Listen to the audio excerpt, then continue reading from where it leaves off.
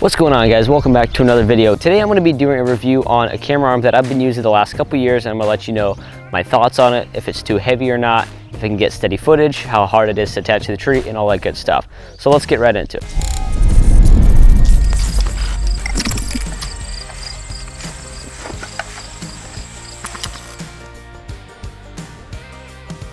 So when you buy this camera arm, it comes with the arm part, the base plate, as well as straps to attach it to the tree.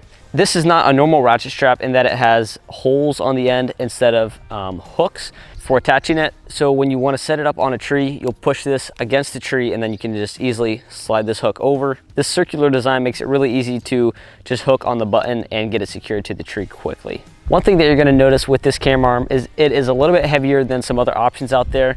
The actual arm part is probably about as much as any other arm would weigh, but this base plate is really chunky, mostly because this is either like steel or it's something pretty solid. It's not going anywhere.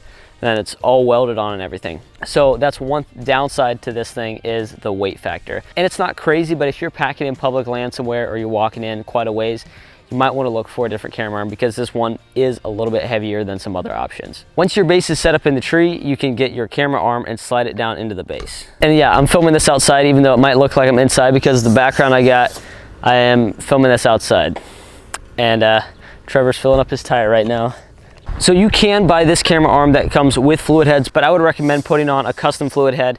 The one that I normally use is actually on the camera that I'm filming on right now. It's usually not very hard at all to unscrew the base plate and then put it on this camera arm. So I think you can purchase this camera arm with a fluid head already on it, but that one's not going to be as good as one that you can buy aftermarket, or if you already have a tripod that has the right kind of fluid head, you can put it on this plate. This is a 3/8 inch thread, and the fluid head that I normally have on here is actually on the tripod that I'm filming on right now. So after you have your camera arm set into the base and the base is attached to the tree, you can then adjust your height by adjusting this up and down just by spinning it. And then you can also adjust how the camera arm tilts by loosening and tightening these bolts here.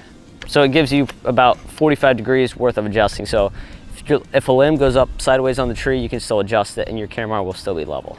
But now this is one of the downsides of this camera arm, is that if you have a really heavy camera on it and you have it way extended out like this, all that weight can tend to shift this thing down. So that's one major downside of this camera arm, and just all camera arms in general, is if you have it way extended out and you're moving your camera around, this here can tilt down and then you might have to keep adjusting it throughout the hunt, which I don't really like. It has a bubble level on top so that you can always check at just a glance and see if your camera arm's still going to be level. So you might be wondering about the price for these things. I think I got this one for almost $100. When they came out, they were, I think, like a $169 or something like that. So the price has definitely come down over the last couple of years. These things have been around for a while. There's a lot of people still using them. I think this total setup with a fluid head is close to 5 pounds. And for what I'm doing, which is mostly private land hunting, whitetails on fairly straight trees, it works very well for what I'm doing. It can be a little bit tricky to try to balance this thing when you get the strap around the tree, but once it's up, it's a super solid camera arm. If you want to spend a little bit more money and get a lighter camera arm, there's like Fourth Arrow and a couple other brands that make lighter ones than this, but they cost nearly double the price of what this one does.